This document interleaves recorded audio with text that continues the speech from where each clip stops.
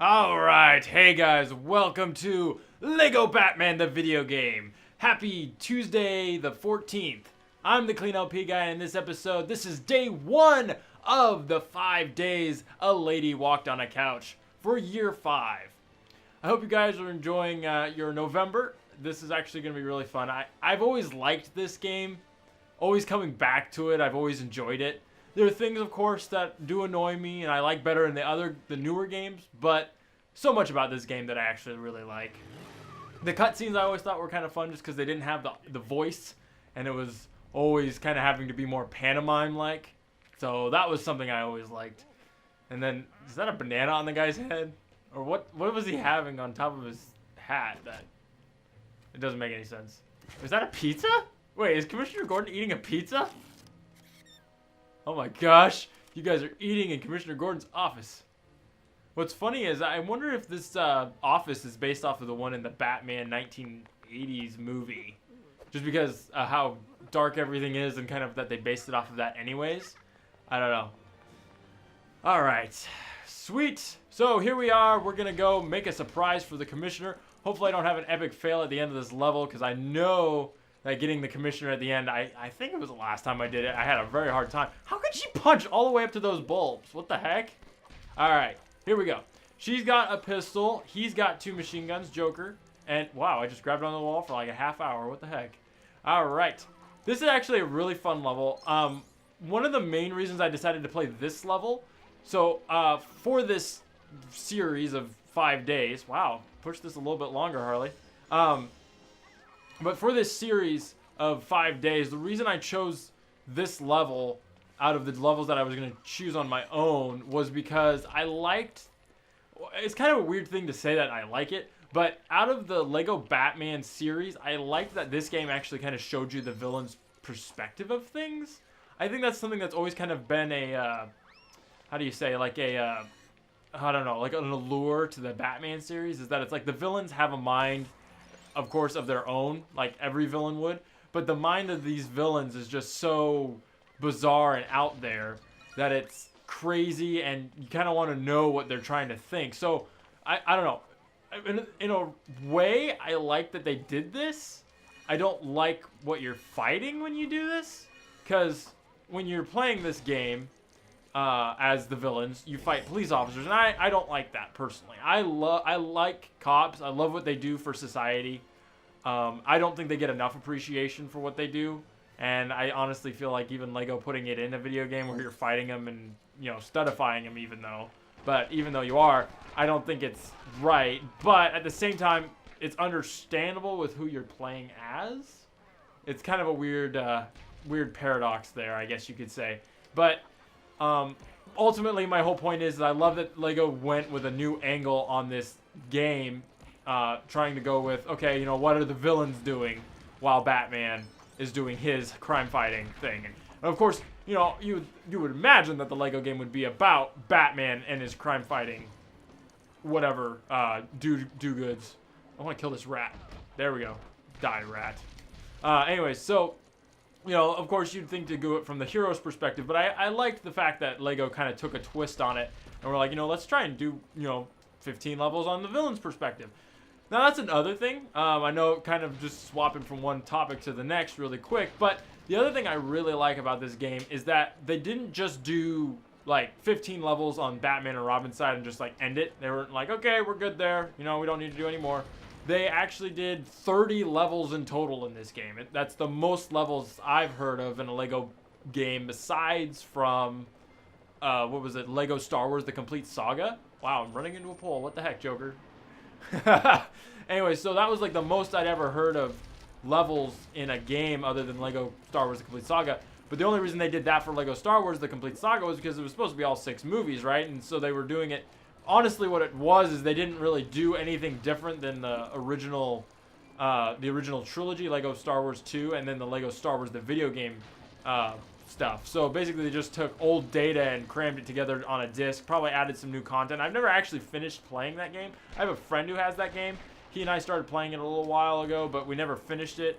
But it seems like it's basically just the same thing. They just crammed all 6. Oops, sorry, Harley. They just crammed all 6 movies together. Basically, all that data that they originally had all onto one, and then they, you know, they, wow, they added some extra content, minor content stuff that I'm sure was kind of fun. Okay, one thing that I'm just gonna point out randomly that's here is it's kind of interesting how evil the amusement mile kind of looks. It's got a very Tim Burton-y look to it, and I think that has to do with the whole Lego, or the whole Batman movie, especially with that, if you guys have never played this game, I don't want to spoil it if you've never played it, but if you don't think you'll ever play this, then it's not a big issue, I should hope. But the part where you're going with Scarecrow through the museum, and you know, all that whole part reminds me very much of something that happens in the Batman movie. If you've never seen it, it's not the, I don't know. I thought it's actually one of my favorite Batman movies I've ever seen. But I don't know. I think there's quite a few people that like it, but I don't know. At the same time, I wouldn't necessarily recommend it. I would say if you want to watch it, I'd ask your parents. Not me. I'm saying you should. But I thought it was a good Batman movie. But anyways, but yeah, there's so many elements in this, how do you say, in this game here that just remind me of that Tim Burton-y kind of Batman feel to it. And I think the Joker, or the Penguin, excuse me, the Penguin stuff was based a lot off of, I think she can get that. Yeah, there we go. She's supposed to be able to get that because that's the only other person that can get it, or should be able to get it. I don't remember. I think that leads me to a Jack-in-the-Box. Nope, that leads me to another lever. And, oh, that's right. This one is that one over there that you need to grapple. Oop, whoop. Let's get that Jack-in-the-Box really quick. Pull that. Yeah, that one you'll need a grapple. I was mostly going in for the money and stuff like that. I just didn't remember if I could get that or not. All right, let's hit this. Joker can come up. This level is really cool, I think, just because of all the... I think this guy actually disappears. All of the amusement park... Yeah, he disappears. All the amusement park stuff that they have going on. Like, this part. You're on a roller coaster is what you're... Whoa! Whoa. I don't know if you can die going through there, but I don't want to. But you're going through an amusement park, and you've got, you know, several elements of different things. You know, like there's all the different rides everywhere. And they had a level for this kind of thing with Batman, but it wasn't as... Whoop, Joker, don't die. Whoa, it wasn't as amusement park-y as this one. Whoa, I can't believe you made that. I think Joker, yeah. It's funny how Joker falls in this game, too.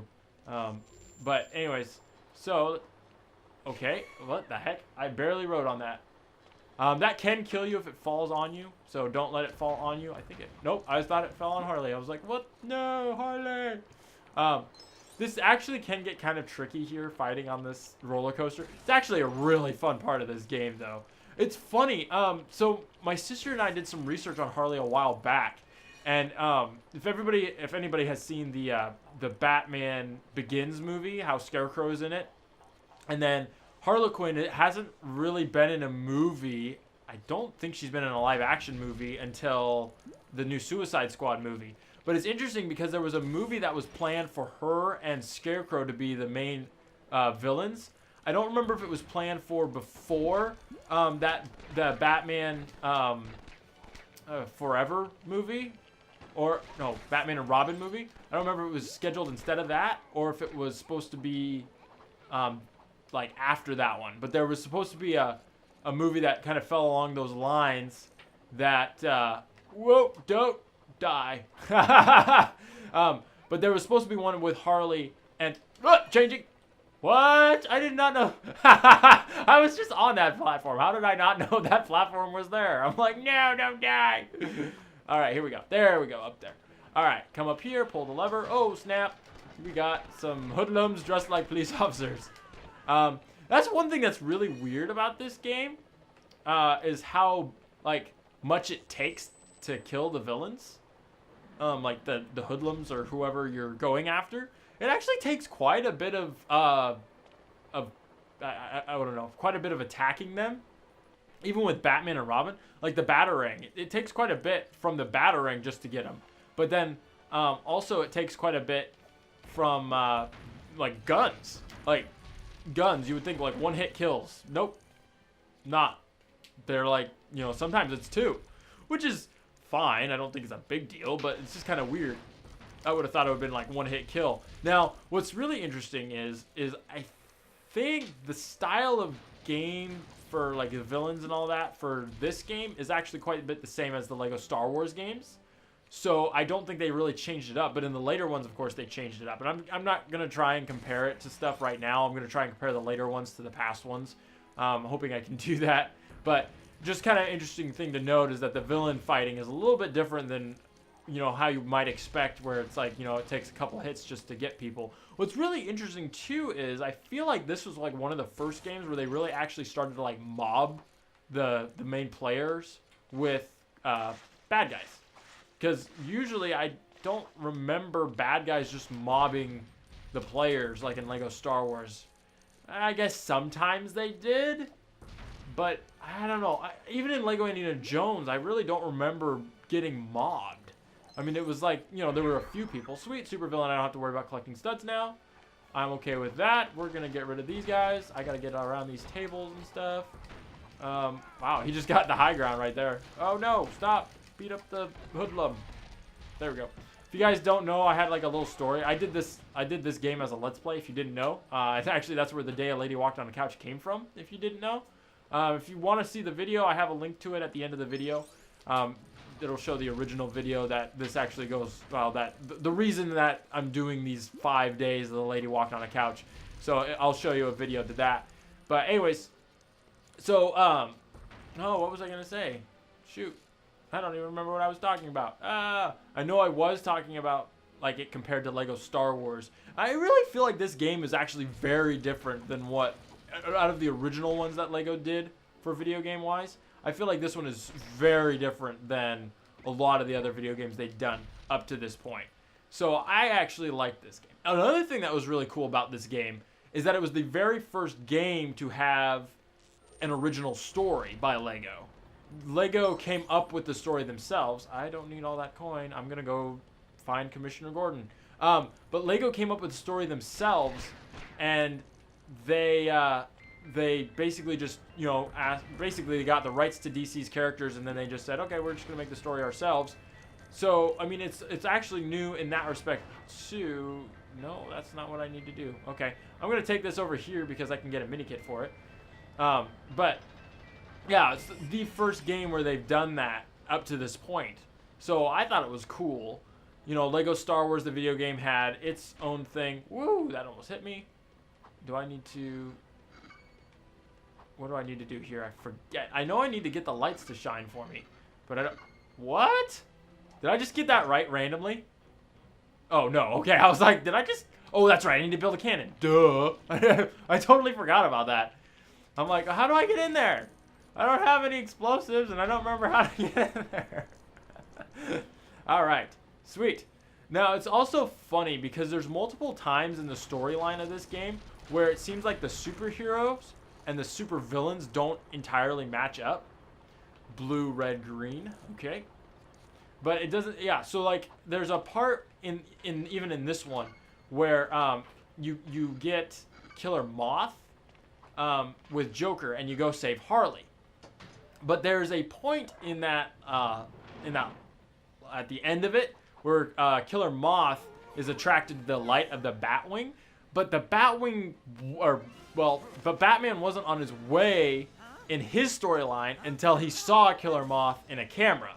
So it was kind of interesting to me that they did it like that, because it wasn't like that in the superhero story. The supervillain story was, yeah, it's kind of like there's like an alternate, this is kind of a weird thing to say, but it's kind of like there was an alternate universe of the bad guy, good guy stories, whatever stuff. So let's do, Joker really quick. We're going to do this. One thing I don't like about this game that I always wanted is I always wanted it where when you were building something, you couldn't get interrupted. So that was one downside to this game. And not that it was like a huge downside, but it was something that I always wanted. Oops. I always wanted Lego to fix. And if you know newer Lego games, they did fix that. But, you know, just saying that's one downside about this game is that they didn't fix that. Well, it wasn't like an issue that I guess that they thought about maybe, or that they'd really like been able to figure out how to fix maybe. I don't know. Maybe they couldn't make the characters, they didn't have the right like coding research or something like that to figure out how to do that kind of thing. I'm not entirely sure. Whatever the case is, in this game, this is one of the games, one of the Lego games, where, is Joker up there inside the thing? Oh, wow. Oh, whoa, smokes. There's a lot of bad guys. What's also interesting about this game is I think this was actually the first game that introduced the fact that you actually have 8 hearts, pretty much. You can get hit up to 8 times, and it won't kill you, which is interesting to me. We're going to let that... Whoa! I forgot about that. Wow. Whoa, I totally spaced that part. I believe... Can I... Oh, yeah. Commissioner Gordan just... Okay. Wow, I totally forgot about it. I thought we had to pick up Commissioner Gordan in the crane. I don't know why I thought that. Because he's supposed to go into this wagon. Yeah. You know, this part always reminds me of Chinny Chinny Bang Bang. If anybody's ever seen that movie, just like the kids get kidnapped by the lollipop guy. Or I think he was a candy guy. But he always had like lollipops on the side of everything. That rope is like super tight. Yeah. So yeah, that always reminds me of the that part in Chinny Chinny Bang Bang. It's kind of funny. I don't even think it would necessarily ring that in other people's minds. I love how there's like the Batwing in the back on the left, and then there's Scarecrow's biplane. The fact that Scarecrow has a biplane, I'm sorry, that just makes him cool. Like the biplane. Another thing is that this roster actually looks a lot smaller than a lot of games nowadays that Lego does, which is funny. It had probably like the most characters of most, well, I don't know. It probably didn't have the most, because Lego Star Wars The Complete Saga probably had the most. And if you got the red brick in Lego Star Wars 2, you could have more characters than this. But the fact that they had so many different characters from the DC Comics universe, I loved it. I honestly did. It was one of my favorite things. Now, another thing that's kind of funny to me is that people always said that the hint related to Lego Batman 2. And I don't necessarily see that. I could see where Lego wanted to make a second game for Batman, but I don't necessarily know if it was on their roster. But that's just me. Alright, anyways, I hope you guys enjoyed today's venue, the Lego Batman the video game, a surprise for the Commissioner on November 14th. Please make sure to come back tomorrow for Lego Batman 2. I'll be playing a level from that game, and I hope you guys have a great day. See you tomorrow.